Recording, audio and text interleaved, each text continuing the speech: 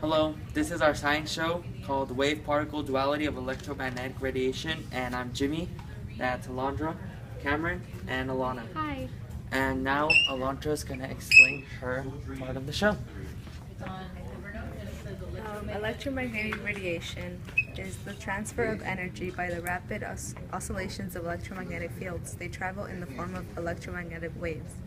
Energy is the ability to work. It is not a material substance. The difference in amounts of energy can be seen in the electromagnetic spectrum, like we see here. On the far left, there is not much energy and there is low frequency. And on the far right, there's more energy and higher frequency. In the middle, there's visible light, and it is divided into the rainbow through diffraction. On the far left, red, there's not much energy, and on the far right, on violet, there is more energy.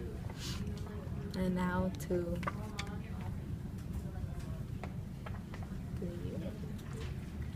Okay. So first of all, light interferes with itself, meaning that light has to behave like waves. Interference is a property of all waves because they overlap and create new patterns. Interference in light can be seen in the double slit experiment, originally performed by Thomas Young. This picture shows light, the purple lines here, traveling towards 3 different barriers that have minimum space between them. When light enters the 2 slits, they create semicircular patterns that interfere with each other. The dark blue, or the dark dots here, represent where these waves meet up. Where there are red and blue lines, that's where crests at the top of the waves meet up, and the troughs meet up where there's also these lines. When a crest and a trough meet up, they represent the white space. If light was a stream of particles, this pattern wouldn't happen. So, but if you're still confused,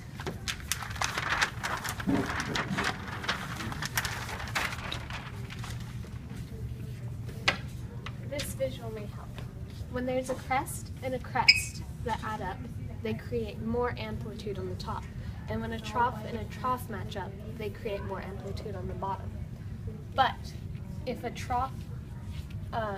crest and a trough match up, and a trough and a crest match up, they will even each other out to create a straight line. Also, the Doppler effect occurs for light. As the light gets closer to you, it has more energy and loses energy as it moves farther away. When the energy increases, it's called a blue shift because the color blue represents more energy. And when the energy decreases, it's called a red shift because the color red represents less energy. Since the Doppler effect and the double slit experiment proves, both of those prove that light must be a wave. And on to Cameron about particles. The photoelectric effect shows that here that the green one on the left has less energy and lowest frequency, which means that it's going to produce the less photons, which won't get out and won't produce electricity. The blue one, then if you put light with more energy, the blue one, it'll help the higher frequency. It'll help the middle one get more electrons, which will produce more electricity. The purple light, which has the highest energy, allow most electrons to get out and escape because it has the highest frequency. Also, when far enough away from the sun, frogs can detect single pieces of light called a photon.